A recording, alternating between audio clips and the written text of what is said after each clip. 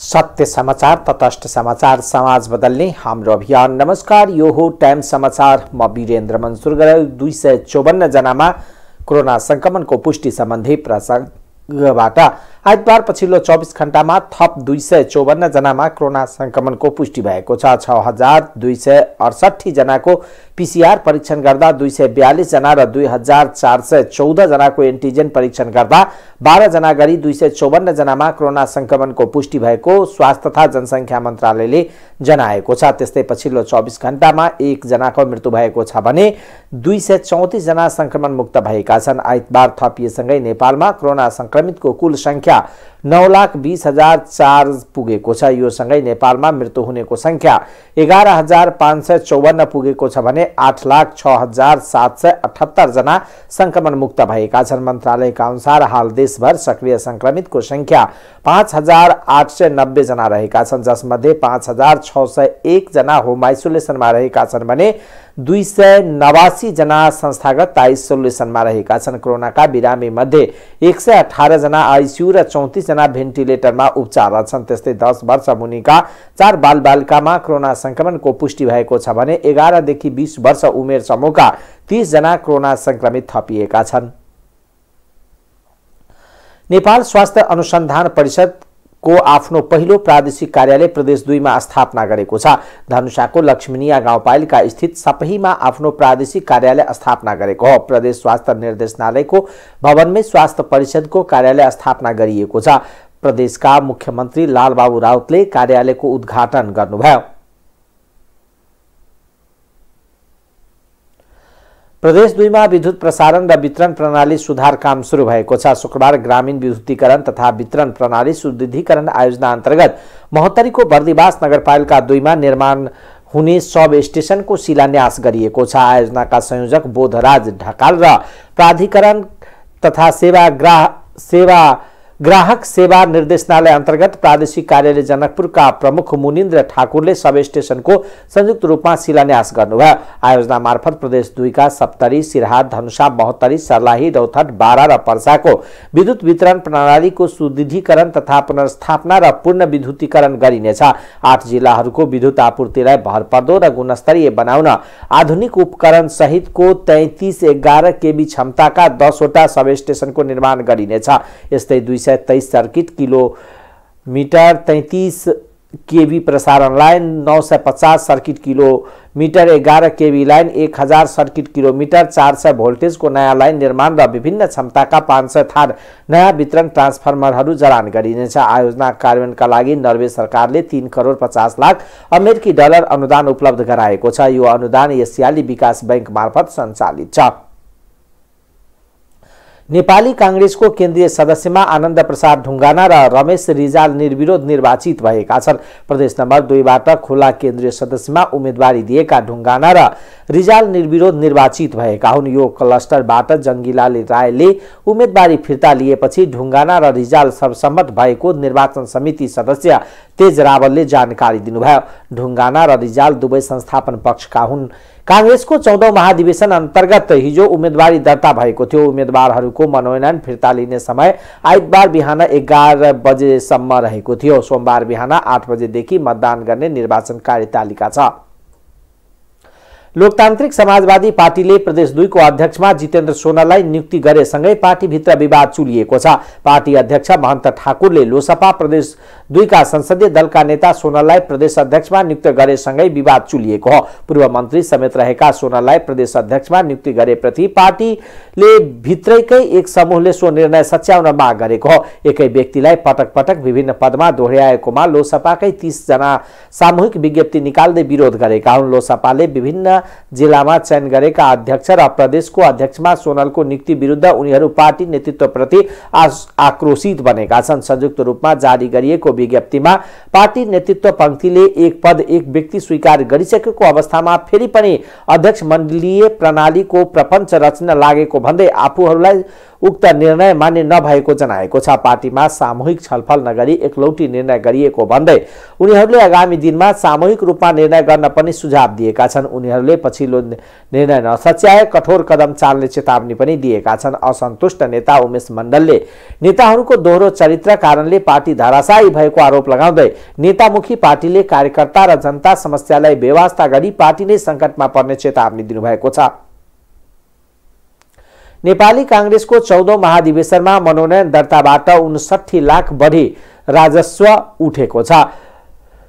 उम्मेदवारी शुल्क बापन 59,95,000 नगद उठेको कांग्रेस निर्वाचन समितिले जनाएको छ। सभापतिमा 6 जनाको 30,000 को दरले 1,80,000, उपसभापतिमा 7 जनाको 25,000 को दरले 1,75,000, महामन्त्रीमा 6 जनाको 25,000 को दरले 1,25,000, सहमहामन्त्रीमा 20,000 को दरले 4 लाख र केन्द्रीय सदस्यहरूमा 509 जनाको 10,000 को दरले 50,90,000 गरी 59,95,000 शुल्क उठेको हो। शनिबार 134 पदका लागि 548 जनाले मनोनयन दर्ता गराएका थिए।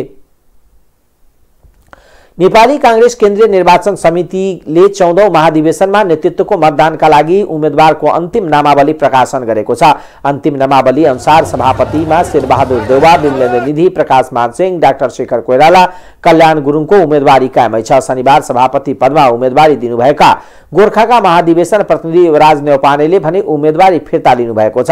5 जना मध्येबाट सभापतिमा 1 जना निर्वाचित गर्नुपर्नेछ। यसैगरी 2 जना उपसभापतिका लागि विजय कुमार गसदार, पूर्णबहादुर खड्का, महेश आचार्य, सुजाता कोइराला, डाक्टर चन्द्र भण्डारी, धनमाया गुरुङ, दिव्येश्वरी सास गरी 7 जनाको उम्मेदवारी कायमै छ। 2 महामन्त्री पदका लागि 6 जना उम्मेदवार परेको छ। महामन्त्रीमा डाक्टर प्रकाश शरण महत, डाक्टर मृगेन्द्र रिजाल, विश्वप्रकाश शर्मा, गगन कुमार थापा, प्रदीप पौडेल र डाक्टर राजाराम कार्कीको उम्मेदवारी कायमै छ। 1 महिला सहमहामन्त्री पदमा कमला पन्त र डाक्टर दीना महालक्ष्मी उपाध्याय, दलित 1 सहमहामन्त्री पदमा मान बहादुर विश्वकर्मा, जीवन परियार, गंगा सुनारको उम्मेदवारी परेको छ। आदिवासी जनजातितर्फ 1 सहमहामन्त्री पदका लागि विकास लामा, भीष्मराज आङदम्बे उम्मेदवारी कायमै छ। खसार्यतर्फ 1 महामन्त्री पदका लागि देवराज चालिसे, किशोर सिंह राठौर 2 जना प्रतिस्पर्धामा हुनुहुन्छ। मधेसीतर्फ सहमहामन्त्रीमा पदमा रञ्जित कन, रामकृष्ण यादव र महेन्द्र यादवको उम्मेदवारी कायमै छ। मुस्लिमतर्फ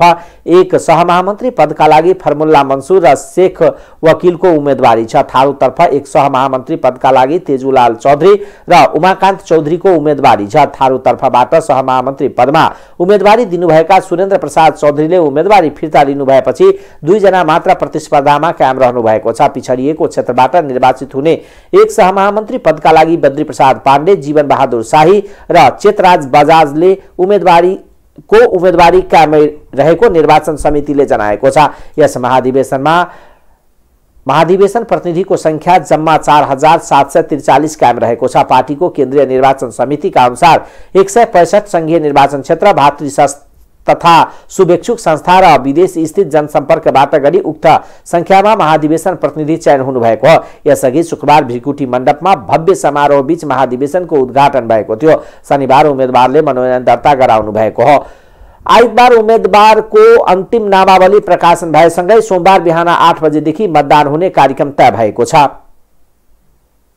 राय प्रदेश 2, संजय कुमार यादव मधेसी समूह, गोविन्द राज बोहरा सुदूरपश्चिम प्रदेश, मीन विश्वकर्मा दलित, सीताराम महतो मधेसी, जुना कुमारी दानी खस आर्य, दीपक अधिकारी खस आर्य, भीमार्जुन आचार्य खोला, इन्दिरा थापा प्रदेश 1, गणेश कुमार मण्डल मधेसी, बीना पौडेल महिला, भक्तबहादुर बलायर सुदूरपश्चिम, माया राणा जनजाति, गोपीलाल बिक दलित समुदाय, मीना कुमारी थापा महिला, विष्णु पौडेल खस आर्य, अनु गुरुङ जनजाति, शकुन्तला थापा महिला, महेश कुमार कोर्मोचा आदिवासी जनजाति, सिंहबहादुर राणा आदिवासी जनजाति, संगीता मण्डल खोला, सीता पौडेल प्रदेश 1, कमल प्रसाद भुसाल लुम्बिनी प्रदेश, उमेश कुमार बस्नेत खस आर्य, माधव प्रसाद आचार्य लुम्बिनी प्रदेश, केशव बहादुर चन्द सुदूरपश्चिम प्रदेश, आचार्य खोला, बीरबल राई प्रदेश 1, केशव थापा खोला, माया छेत्री बराल कार्की खस,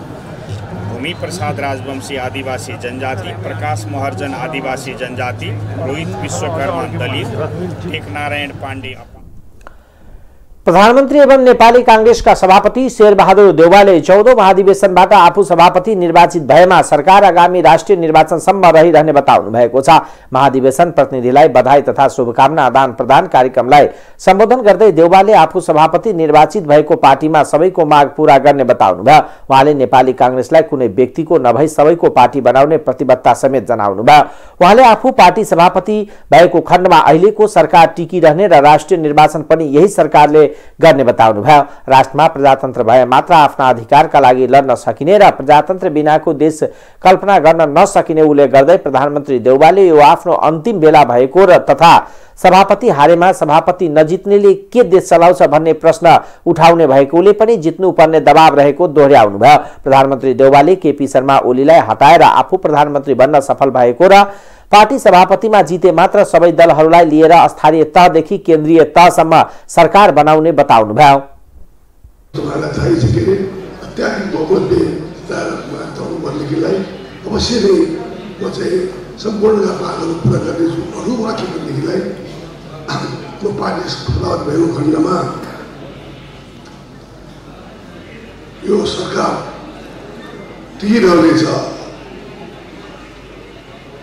राष्ट्रिय चुनाव सम्मका लागि, गाउँको चुनाव, जिल्ला चुनाव सम्मका लागि यसै कारण चाहिँ अहिले पार्टी सभापति हारेको खण्डमा सेवाको नेतृत्वले प्रधानमन्त्री बस्नै पाइँदैन भनेर ओहोरला गर्ने हुन सक्छ अहिले।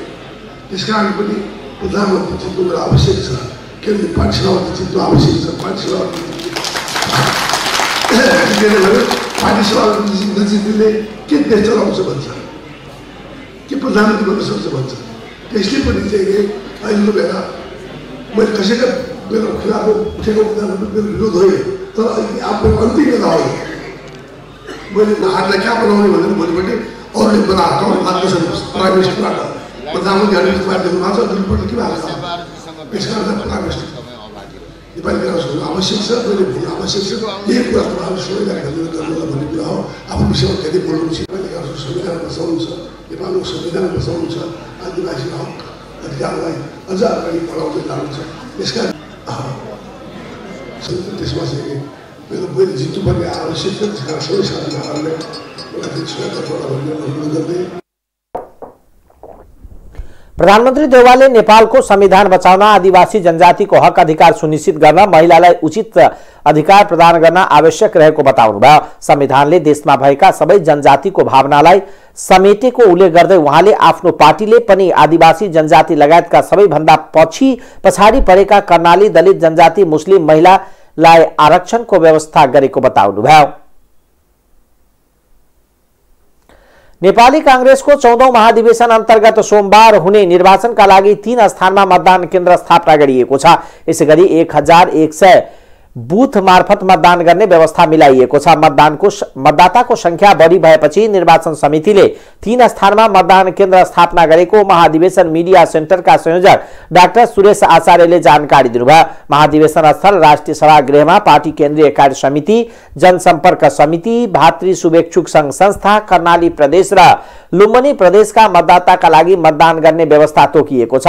यसैगरी भ्रिकुटी मण्डपको प्राङ्गणमा प्रदेश नम्बर 2 र गण्डकी प्रदेशका मतदाताका लागि मतदान गर्ने व्यवस्था गरिएको छ। भ्रिकुटी मण्डपको हलमा भने प्रदेश नम्बर 1 बागमती र सुदूरपश्चिम प्रदेशका महाधिवेशन प्रतिनिधिका लागि मतदान गर्ने व्यवस्था मिलाइएको पार्टीका केन्द्रीय निर्वाचन समितिले जनाएको छ।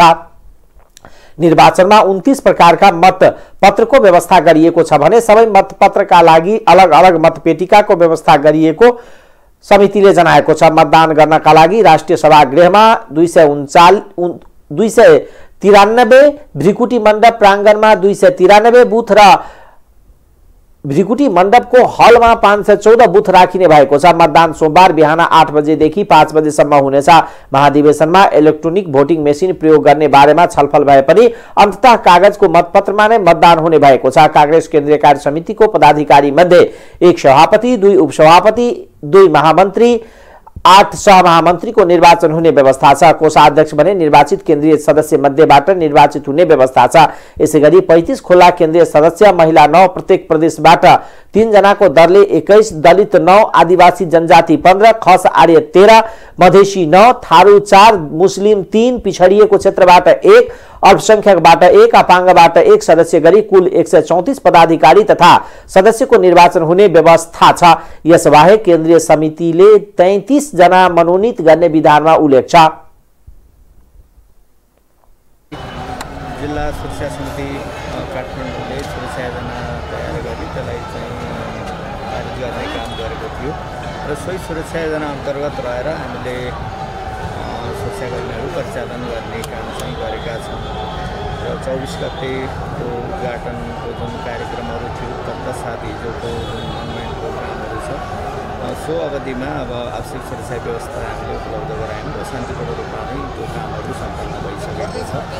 यहाँलाई जानकारी छ अब निर्वाचनसँग जोडिएको जुन प्रक्रियागत कुराहरू छ त्यो निर्वाचन समितिले अब पक्कै पनि उहाँले गरिरहनु भएको छ र अब भोलि बिहान 8 बजेदेखि मतदान हुने भनेर हामीलाई जानकारी गराउनु भएको छ। त्यो मतदानलाई पनि हिजो अस्तिको दिनमा जस्तै शान्तिपूर्ण रूपमा सम्पन्न गर्नको लागि र मतदानमा सहभागी हुने विभिन्न चाहिँ अब मार्गदर्शन प्रतिनिधिज्यूहरू त्यस्तै गरेर अब मतदानमा सहभागी हुन आउनुहुने अब जुन भिआइपीहरू हुनुहुन्छ उहाँहरूको चाहिँ सुरक्षाको लागि हामीले त्यसअघि नै स्वीकृत भएको सुरक्षा अनुसार नै परिचालन गर्ने नीति लिएका छौँ र सोही अनुसार नै हामीले भोलि पनि सुरक्षाकर्मीहरू परिचालन गर्छौँ।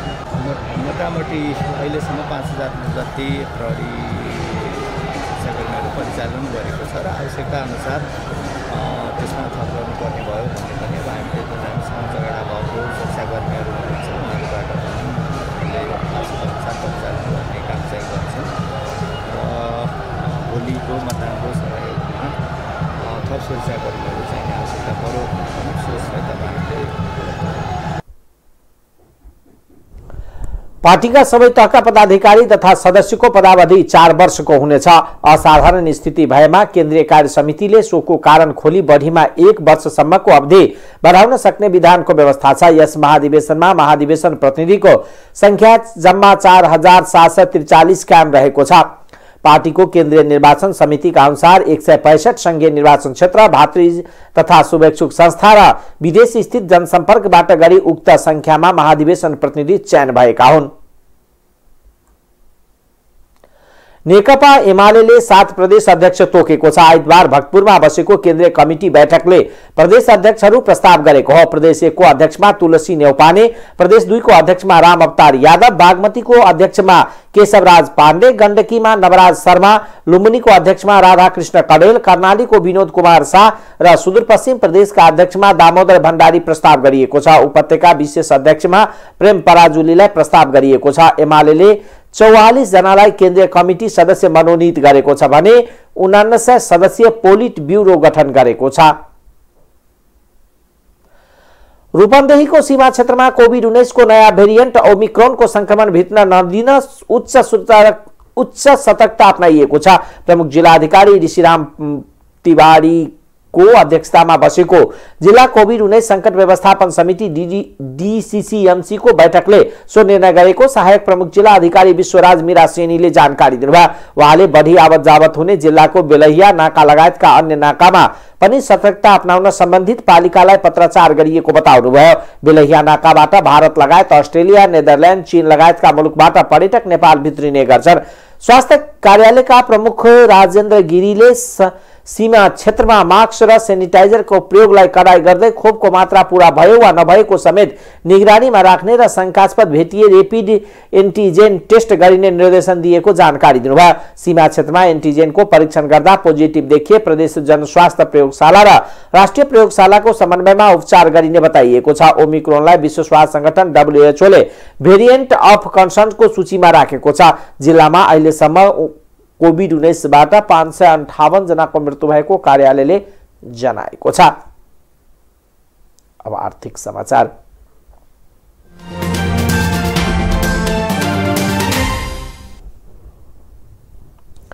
बहुप्रतीक्षित काठमाडौँ तराई द्रुत मार्ग फास्ट ट्र्याक को सुरु बिन्दु ललितपुर स्थित खोकनाको जग्गा विवाद हालसम्म सल्टिन नसक्दा 40 किलोमिटरमा पर्ने 3वटा प्याकेजको ठेक्का अन्यलमा पर्ने देखिएको छ। द्रुतमार्गमा पर्ने सबै जग्गा अधिग्रहण गरिसकेको नेपाली सेनाले खोकनामा 427 रोपिनी जग्गा भने अधिग्रहण गर्न बाँकी छ। खोकनाको पुरातात्विक महत्त्वलाई लोप हुन नदिन स्थानीयहरूले विरोध गर्दै आएका कारण खोकनाको उक्त जग्गा अधिग्रहणमा वर्षौंदेखि समस्या देखिँदै आएको छ। उक्त जग्गाको विवाद समाधान गर्न राष्ट्रिय योजना आयोगका सहसचिवको संयोजकत्वमा जनप्रतिनिधि सेना समेतको सहभागितामा समिति गठन भए पनि हालसम्म जम्मा 2 पटक छलफल भएको छ। ती छलफलले कुनै निष्कर्ष ननिकाल्दा यो समस्या छिट्टै समाधान नहुने देखिएको छ। यद्यपि सेनाले भने पुससम्म खोकना विवाद समाधान हुने विश्वास गरेको छ। सेनाका प्रवक्ता सन्तोष बल्लभ पौडेलले 40 किलोमिटर भित्र द्रुतमार्गका 11 प्याकेज मध्ये 6वटा ठेक्का पर्ने जानकारी दिनुभयो। उक्त किलोमिटर भित्र पर्ने 6वटा प्याकेज मध्ये 3वटा प्याकेजमा कुनै समस्या नभएकोले सेनाले पुसमै टेन्डर निकाल्ने तयारी गरेको छ। खोकना क्षेत्रमा पर्ने 3वटा प्याकेजको टेन्डर भने अन्यलमा छ। खोकनातर्फ पर्ने 3वटा प्याकेजलाई यथा अवस्थामै राखेर लेन डाँडामा तर्फका बाँकी 3वटा प्याकेजको ठेक्का पुससम्म निकाल्ने तयारीमा रहेको प्रवक्ता पौडेलले जानकारी दिनुभयो। यदि पुससम्म खोकनाको जग्गा विवाद सल्टिएन भने वैशाखसम्ममा खोकना मार्फत प्याकेजको टेन्डर निकाल्ने तयारी गरिएको छ। ती प्याकेज अन्तर्गत 2 लेनका एक्सप्रेस सडक, विशेष प्रकृतिका पुल, साधारण खाले पुल लगायतका संरचना निर्माणका लागि टेन्डर आह्वान गरी ठेक्का व्यवस्था गर्नुपर्छ।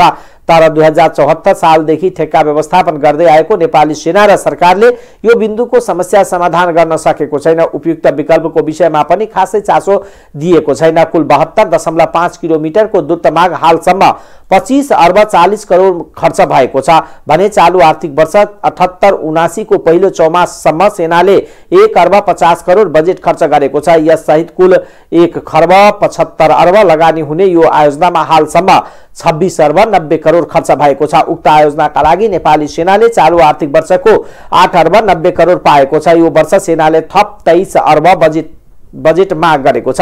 तर सेनाले चालु आर्थिक वर्ष पाएको बजेट नै पूर्ण खर्च गरिसकेको छैन। आज चालु आर्थिक वर्षमा पाएको उक्त बजेट मध्ये सेनाले पहिलो चौमाससम्म आइपुग्दा जम्मा 1 अर्ब 50 करोड बजेट खर्च गरेको छ। मोबिलाइजेसन रकम निकासाका साथसाथै बेली ब्रिज, पहुँच मार्ग, पर्खाल जस्ता संरचना निर्माणमा यो रकम खर्च भएको हो। वित्तीय प्रगतिका आधारमा सरकारले रकम भुक्तानी दिने भएकोले थप बजेट स्रोतको सुनिश्चितता पनि सरकारले गरिदिने सेनाको विश्वास छ। अब अन्तर्राष्ट्रिय समाचार।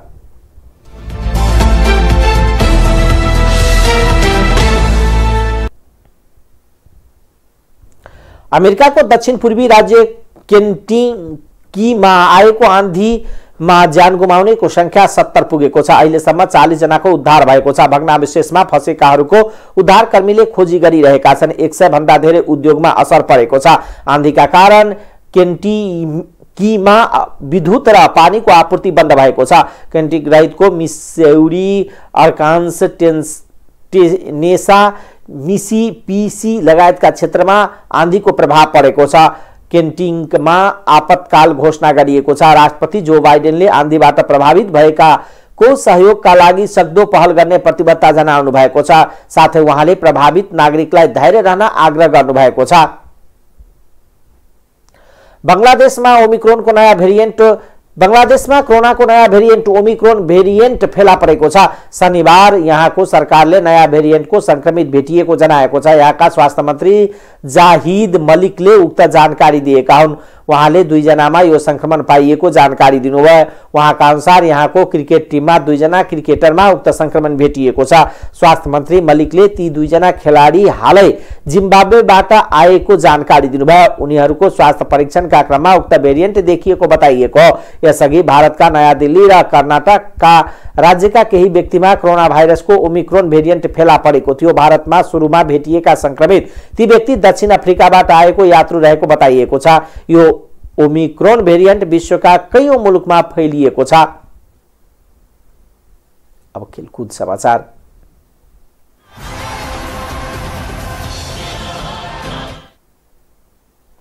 उन्नाइस वर्ष मुनिको साफ च्याम्पियनशिप महिला फुटबलमा नेपाल र बंगलादेशले बराबरी खेलेका छन्।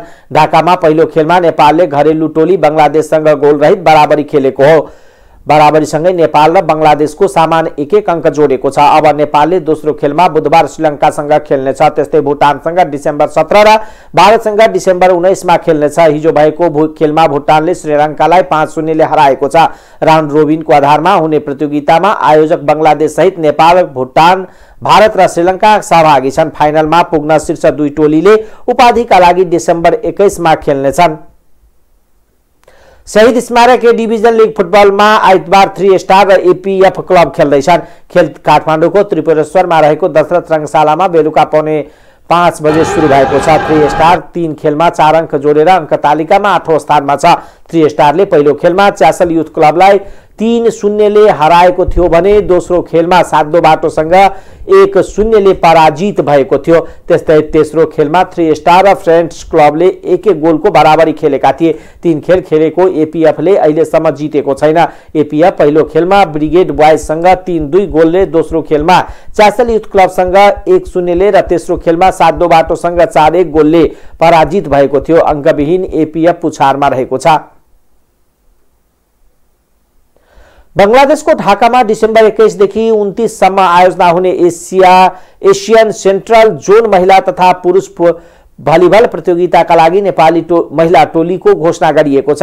नेपाल भलिबल संघले आइतबार बन्द प्रशिक्षणमा रहेका 15 खेलाडीबाट अन्तिम 12 जना टोलीको नाम सार्वजनिक गरेको छ। अरुणा शाहीको कप्तानीमा रहेको अन्तिम खेलाडी टोलीमा प्रतिभा माली, सरस्वती चौधरी, शान्ति थारू, उषा भण्डारी, सफिया पुन, सुनिता खड्का, मनिषा चौधरी, कृपा अधिकारी, कामना विष्ट, लक्ष्मी चन्द र शालिना श्रेष्ठ छन्। लक्ष्मीले पहिलो पटक राष्ट्रिय टोलीमा स्थान बनाएको हुन्। कृपा अधिकारी र मनिषा चौधरीले टोलीमा पुनरागमन गरेका छन्। साबिक विजेता महिला टोलीले यसपटक उपाधि रक्षा गर्न लक्ष्यका साथ लामो समयदेखि तयारी गरिरहेको प्रशिक्षक जगदीश भट्टले बताउनुभयो। नेपाल सन् 2019 मा बंगलादेशमै भएको सेन्ट्रल जोनमा 1 सेट पनि नगुमाई च्याम्पियन बनेको थियो।